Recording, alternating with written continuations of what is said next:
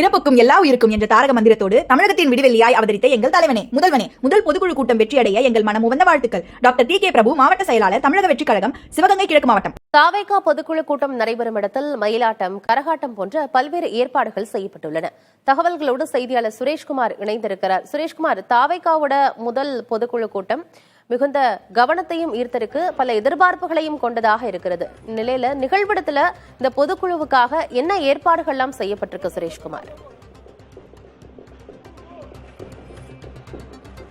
ஆனந்தி, தற்போது நாம் இருக்கக்கூடிய இந்த பகுதி திருவான்மையூரில் இருக்கக்கூடிய காமராஜர் நகர் சவுத் தெரு எனக்கூடிய அந்த பகுதியில் தான் நாம் தாவேகாவினுடைய முதல் பொதுக்குழு கூட்டம் என்பது நடைபெறுகிறது. இதற்காக தான் இந்த பிரம்மாண்ட ஏற்பாடுகள் செய்யப்பட்டிருக்கிறது. நமது ஒளிப்பதிவாளர் நரேஷ் காட்டக்கூடிய காட்சிகளே தெரியும். தாவேகாவினுடைய தொண்டர்கள், நிர்வாகிகள் இந்த பொதுக்குழு நடைபெறக்கூடிய அந்த பகுதியில் குவிந்திருக்கிறார்கள். காலை 6 மணி முதலே இவர்கள் குவிந்து வந்த நிலையில் தற்பொழுது அதிக அளவில் வந்தவண்ணம் இருக்கிறார்கள். பார்த்தாலே தெரியும், யானை 2 பொம்மை யானைகள் கொண்டு வரப்பட்டு ஒரு வரவேற்பு வழங்கப்படுகிறது. அதேபோன்று குதிரைப்படை கொண்டு வரப்பட்டிருக்கிறது. மேலும் கரகாட்டம், ஒயிலாட்டம் என்று பல்வேறு ஆட்டங்கள் மூலியமாகவும் இங்கு வரக்கூடிய தொண்டர்களையும் கட்சி நிர்வாகிகளையும் மிகுந்த உற்சாகத்தோடு வரவேற்றுக் கொண்டிருக்கிறார்கள். தோரணங்கள், கட்சி கொடிகள், தோரணங்கள், பேனர்கள் இந்த தெருக்கள் முழுவதுமே கட்டப்பட்டிருக்கிறது. அதிக அளவில் வெளியூர்களில் இருந்து வாகனங்களில் வருகை தருவதால் இந்த தெரு முழுவதுமே போக்குவரத்து பாதிப்பு ஏற்பட்டிருக்கிறது. தொடர்ந்து இந்த போக்குவரத்தை சீர் செய்யும் பணி மேற்கொள்ளப்பட்டாலும் அடுத்தடுத்து தமிழகம் முழுவதும் இருந்து 2000க்கும் மேற்பட்டோர் இந்த பொதுக்குழுவில் பங்கேற்பதற்காக வருகை தந்து கொண்டிருக்கிறார்கள். ஆகவே இந்த போக்குவரத்து நெரிசல் என்பது இங்கு தவிர்க்க முடியாததாக மாறிக்கொண்டிருக்கிறது. இருந்தபோதிலும் இங்கு தாவேகாவினுடைய முதல் இந்த பொதுக்குழு கூட்டம் என்பது ஒரு மாநாடு போல அவர்கள் ஏற்பாடு செய்திருக்கிறார்கள் என்றே சொல்ல வேண்டும். அங்கங்கு தோரணங்களும் வாழை மரங்களும் கட்டப்பட்டிருக்கின்றன. பல்வேறு ஊர்களில் வருகை தந்திருக்கக்கூடிய நிலையில் இங்கு வந்திருக்கக்கூடிய நிர்வாகிகள்ட்ட கேட்கலாம். சார், நீங்க எங்க மேடம், நீங்க எங்க இருந்து வந்திருக்கீங்க? எப்படி இருக்கு உங்க காரைக்குடியில இந்த பொதுக்குழு எப்படி இருக்கு உங்களுக்கு? செயற்குழு உறுப்பினரா வந்திருக்கேன்.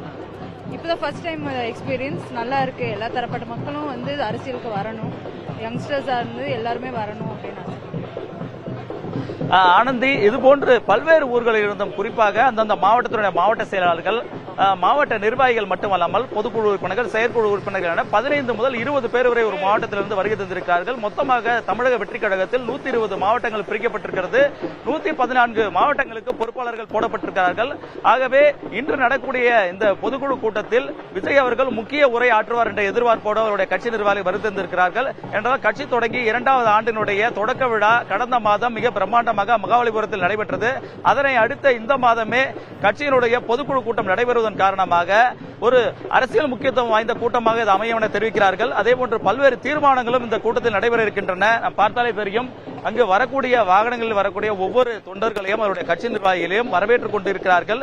நேரடியாக அக்கட்சியின் பொதுச் செயலாளர் புசி ஆனந்த் இங்கு நுழைவாயிலுக்கே வந்து ஒவ்வொரு நிர்வாகிகளையும் இங்கு வரவேற்றுக் கொண்டிருந்தார். அதேபோன்று போக்குவரத்து பிரச்சனையை சீர் செய்வதற்கான ஏற்பாடுகளையும் முடுக்கிவிட்டு சென்றிருக்கிறார். தொடர்ந்து அவருடைய நிர்வாகிகள், தொண்டர்கள் அந்த போக்குவரத்தை சீர் செய்யும் பணியில் ஈடுபட்டுக் கொண்டிருக்கிறார்கள்.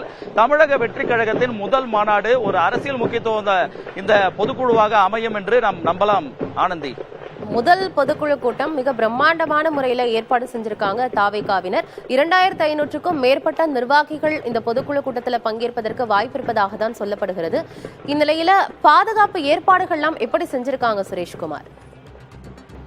பாதுகாப்பை பொறுத்தவரையும் இந்த திருவான்மையூரில் இருக்கக்கூடிய இந்த சவுத் ரோடு எனக்கூடிய பகுதியில் தான் ராமச்சந்திரா கன்வென்ஷன் ஹால் பகுதி இருக்கிறது. இங்குதான் பொதுக்குழு கூட்டம் நடைபெறுகிறது. இந்த அரங்கில் சுமார் 2000க்கும் மேற்பட்ட சேர்கள் போடப்பட்டிருக்கிறது. பொதுக்குழு நடைபெறக்கூடிய அந்த பகுதிக்கு வெளியே ஒரே ஒரு பிரதான நுழைவாயில், அந்த வழியாகத்தான் ஒவ்வொரு பொதுக்குழு உறுப்பினர்களும் மற்றும் நிர்வாகிகளும் மிகுந்த சோதனைக்கு அடுத்ததாகவே அவர்கள் உள்ளே அனுமதிக்கப்படுகிறார்கள். அவர்களுக்கான பிரத்யேகமான QR கோடு கொடுக்கப்பட்டிருக்கிறது. அதில் அவர்களுடைய புகைப்படம் ஒட்டிய ID கார்டும் இடம்பெற்றிருக்கிறது. மேலும் பொதுக்குழுவில் பங்கேற்பதற்கான அழைப்புக்கான கடிதமும் இடம்பெற்றிருக்கிறது. இவற்றை எல்லாம் சோதனை செய்துதான் அவர்கள் உள்ளே செல்வதற்காக அனுமதி அளிக்கிறார்கள். ஒவ்வொருவரும் தீவிர சோதனைக்கு பிறகு உள்ளே செல்வதற்கான அனுமதி வழங்கப்படுகிறது. அவருடைய தொண்டர்களோ கட்சி நிர்வாகிகளோ இந்த அனுமதி கடிதமும் அந்த QR கோடும் இல்லாவிட்டால் அவர்கள் உள்ளே செல்ல அனுமதிப்பதில்லை. அவர்களுக்கான அந்த அழைப்பு கடிதம் முதலில் சோதனைக்கு உட்படுத்தப்படுகிறது. அதன் பிறகாக அந்த QR கோட் ஸ்கேன் செய்யப்படுகிறது. இதன் பிறகாக ஒவ்வொருவராக உள்ளே அனுமதிக்கப்படுகிறார்கள். மற்றவர்கள் எல்லாம் வெளியேயே காத்திருக்கிறார்கள். பலரும் விஜய் அவர்களை பார்க்க வேண்டும், அவருடைய அந்த பொதுக்குழு கூட்டத்தை ஒட்டி இங்கே வர வேண்டும் என்று ஆர்வத்தோடு வந்திருந்தாலும் யாரெல்லாம் அனுமதி கடிதத்தோடு அந்த QR கோடு வருகிறார்களோ அவர்கள் மட்டுமே உள்ளே செல்லப்படுகிறார்கள். அவர்களுக்கான அனுமதி வழங்கப்படுகிறத பார்த்துக் கொண்டிருக்கிறோம். அதே போன்று கார் கொண்டு வருவதற்கும் கார் பாஸ் வழங்கப்பட்டிருக்கிறது. யாரெல்லாம் அந்த கார் பாஸோடு வருகிறார்களோ அவருடைய வாகனங்கள் உள்ளே செல்வதற்கு அனுமதிக்கப்படுகிறது. மற்றபடி வேறு கார்கள் கொண்டு வந்தாலும் அவர்கள் உள்ளே செல்ல அனுமதிக்கப்படவில்லை. அவர்கள் எல்லாம் இங்கே இருக்கக்கூடிய பக்கத்தில் இருக்கக்கூடிய தெரு பகுதியில் ஓரங்களில் தான் நிறுத்திக் கொண்டிருக்கிறார்கள். அதனாலும் இங்கு போக்குவரத்து பிரச்சனை உருவாகிறது. காவல்துறையை பொறுத்தவரையில் நாம் பார்த்துக் கொண்டிருக்கிறோம். காவல்துறை பாதுகாப்பு என்பது சுமார் 20க்கும் மேற்பட்ட போலீசார் இந்த வளாகத்துக்கு உள்ளேயும் வெளியேயும் பாதுகாப்பு பணியில் ஈடுபட்டுக் கொண்டிருக்கிறார்கள். குறைந்த அளவிலான போலீசார் மட்டுமே அங்கு அழைக்கப்பட்டிருப்பதாக தெரிகிறது. ஏனென்றால் இது பொதுக்குழு கூட்டம், கட்சி சார்ந்த நிகழ்ச்சி, அதுவும் உள்ளரங்கமாக நடைபெறும் என்பதால் காவல்துறையுடைய பாதுகாப்பு என்பது உள்ளே 20க்கும் மேற்பட்ட போலீசாரும் வெளியே இங்கு இருக்கக்கூடிய போக்குவரத்து பிரச்சனைகள் உருவாகும் பட்சத்தில் அதனை சீர் செய்யும் பணியில் 10க்கும் மேற்பட்ட போலீசார் ஈடுபட்டு வருகிறார்கள். ஆனந்தி, பல கட்டுப்பாடுகள் பிளஸ் பாதுகாப்பு ஏற்பாடுகள் எல்லாமே தீவிரப்படுத்தப்பட்டிருக்கு. சுரேஷ்குமார், நீங்க இப்ப களத்துல இருக்கீங்க, அங்க நிறைய தாவேகா தொண்டர்களை சந்திக்கக்கூடிய சூழல், அவங்க கிட்ட பேசக்கூடிய வாய்ப்பும் உங்களுக்கு இருந்திருக்கும். அதனால இதை கேட்கிறேன். இந்த முதல் பொதுக்குழு கூட்டம் அப்படிங்கறதுனால தொண்டர்களிடையே இதன் மீதான எதிர்பார்ப்பு என்னவா இருக்கு சுரேஷ்குமார்? ஆனந்தி, தமிழக வெற்றி கழகம் என்பது விஜய் அவர்கள் தொடங்கியதிலிருந்தே, ஏன் தொடங்குவதற்கு முன்பு இருந்தே ஒரு மிகுந்த உற்சாகத்தோடு தான் அவருடைய ரசிகர்கள் இருந்தார்கள் என்றே சொல்ல வேண்டும். அது மக்கள் இயக்கமாக இருந்து அதன் பிறகு கட்சியாக மாறியதால் அவருடைய ரசிகர்கள், குறிப்பாக அந்த இயக்கத்தில் இருந்தவர்கள் எல்லாம் தற்போது கட்சியில் இணைந்து செயலாற்றிக் கொண்டிருக்கிறார்கள். புதிய பொறுப்பாளர்கள் நியமிக்கப்பட்டிருந்தார்கள். கடந்த மாதம் முழுவதுமே ஒவ்வொரு மாவட்டம் 120 மாவட்டம் சொல்லியிருந்தோம். 120 மாவட்டத்திற்கும் மாவட்ட செயலாளர்கள் மற்றும் மாவட்ட பொறுப்பாளர்கள் நியமனம் செய்யும் பணியில் தொடர்ந்து ஈடுபட்டுக் கொண்டிருந்தார்கள். அப்படிப்பட்ட வேளையில் 114 மாவட்டங்களுக்கு மாவட்ட பொறுப்பாளர்கள், மாவட்ட செயலாளர்கள் நியமிக்கப்பட்டிருக்கிறார்கள். அவர்கள் எல்லாம் மிகுந்த உற்சாகத்தோடு வந்திருக்கிறார்கள். முதல் முறையாக இந்த பொறுப்பாளர்கள் போட்ட பிறகு நடக்கக்கூடிய ஒரு கூட்டமாக இது பார்க்கப்படுகிறது. பொதுக்குழு கூட்டம் என்றாலும் அவர்களுக்கான அறிவுரையை விஜய் அவர்கள் வழங்குவார்கள் என்ற உற்சாகத்தோடு தான் வருகை தந்திருக்கிறார்கள்.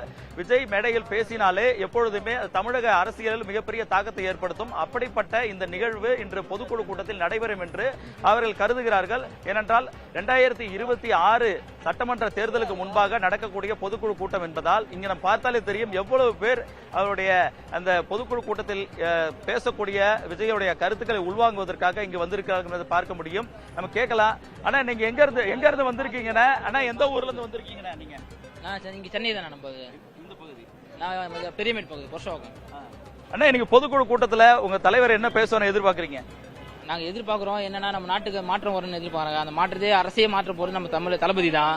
ஆனா அவர்கிட்ட நாங்க பெரிய ஸ்பீச்சா எதிர்பார்க்கிறோம். கண்டிப்பா இருக்கும்னு நினைக்கிறேன். ஏன்னா அவர் பொதுக்குழு கூட்டினதே அதுக்காக தான் கூட்டினாரு. இன்னைக்கு பேசுற பேச்சு ஒட்டுமொத்த தமிழ்நாட்டே மாத்தணும்னு நினைக்கிறேன். ஏன்னா யாரெல்லாம் அவர் பத்தி சொன்னாங்களோ திருப்பி அவங்க எல்லாம் பயப்படுற அளவுக்கு பேசுவார்னு நினைக்கிறேன். கண்டிப்பா இருக்கும் அந்த ஸ்பீச் எப்பவுமே. ஏன்னா தளபதி பேசினாலே எல்லாரும் எதிர்பார்க்கிற அளவு தான் பேசுவார் அவர். சோ இப்ப அவரே கூட்டியிருக்காருன்னா இதுக்கு அர்த்தம் வேற மாதிரி தான் இருக்கும். சோ ரியாக்ஷன் அவங்க தான் காட்டுவாங்க. நம்ம தளபதி கிட்ட ஆக்ஷன் மட்டும் தான் இருக்கும். ரியாக்ஷன்லாம் நீங்க வேற இடத்துல இருந்து பாப்பீங்க.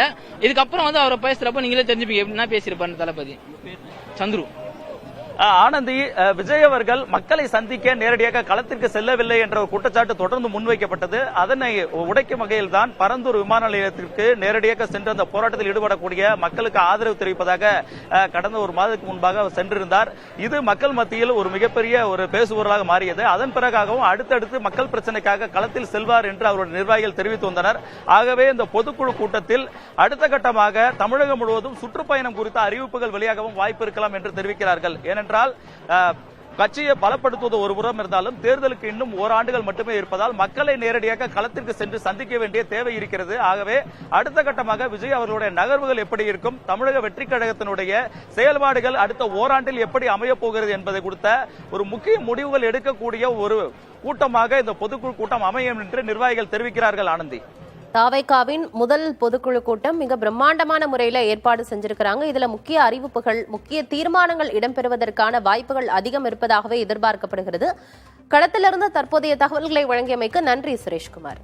பிறப்புக்கும் எல்லா உயிருக்கும் என்ற தாரக மந்திரத்தோடு தமிழகத்தின் விடிவெள்ளியாய் அவதரித்த எங்கள் தலைவனே, முதல்வனே, முதல் பொதுக்குழு கூட்டம் வெற்றியடைய எங்கள் மனம் உவந்த வாழ்த்துக்கள். டாக்டர் TK பிரபு, மாவட்ட செயலாளர், தமிழக வெற்றி கழகம், சிவகங்கை கிழக்கு மாவட்டம்.